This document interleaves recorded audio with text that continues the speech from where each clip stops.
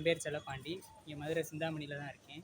என்னோடய ஃப்ரெண்டோட சித்தி வந்து மதுரை சட்ட விழிப்புணர்வு ஒருங்கிணைப்பு குழுவில் வந்து இருக்காங்க. அவங்க சொல்லி தான் இங்கே வேலைவாய்ப்பு முகாம் வந்து அட்டன் பண்ண வந்தேன்.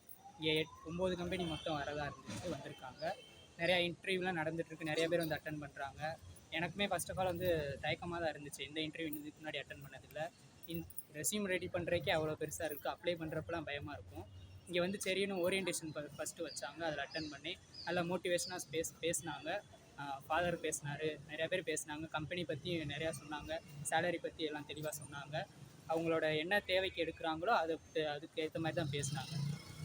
எல்லாருமே வந்து அட்டன் பண்ணாங்க. மோஸ்ட்லி கேர்ள்ஸ் வந்து நிறையா பேர் வந்தாங்க, அதே பெரிய விஷயமா இருக்குது. நம்மளை மோட்டிவேஷனும் பண்ணாங்க. இங்கே வந்து ஒரு இன்டர்வியூ அட்டன் பண்ணேன். நான் வந்து டேட்டா சயின்ஸ் முடிச்சிருக்கேன், பிஎஸ்சி டேட்டா சயின்ஸு தியாகராஜர் காலேஜில். நான் படித்த படிப்புக்கு வந்து ஒரு கம்பெனி தான் வந்துருந்துச்சு, அதை நான் எடுத்து செலக்ட் பண்ணேன். அங்கே போய் சூஸ் பண்ணி அவங்க ஒரு டெஸ்ட்டு வச்சாங்க, அந்த டெஸ்ட்டில் அட்டன் பண்ணேன், அதில் பாஸ் ஆகிட்டேன். அவங்க கம்பெனி பற்றி சொன்னாங்க. கம்பெனியில் இன்னும் 2 இன்டர்வியூ ப்ராசஸ் இருக்குன்னு சொன்னாங்க.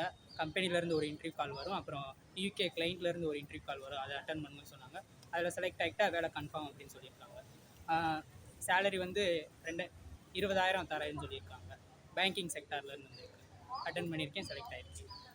இது ஒரு நல்ல அனுபவமும் இருந்துச்சு. இதுக்கப்புறம் வர இன்டர்வியூலாம் நல்லா அட்டன் பண்ணுவேன். ஏன்னா இதுக்கு முன்னாடி அப்ளை பண்ணுறது கூட தயக்கமாக இருக்குன்னு சொன்னேன் இல்லையா, இப்போ இங்கே வந்து அட்டன் பண்ணனால அடுத்தடுத்து போகிறதுக்கு ஒரு தைரியம் கிடச்சிருக்கு. ஃபஸ்ட்டு நம்ம முதல்ல போகணும், அப்படின்னா தான் தெரியும் என்ன நடக்குது ஏது நடக்குதுன்ட்டு. தெரியாமல் பயந்துக்கிட்டே இருந்தோம்னா ஒன்றும் பண்ண முடியாது.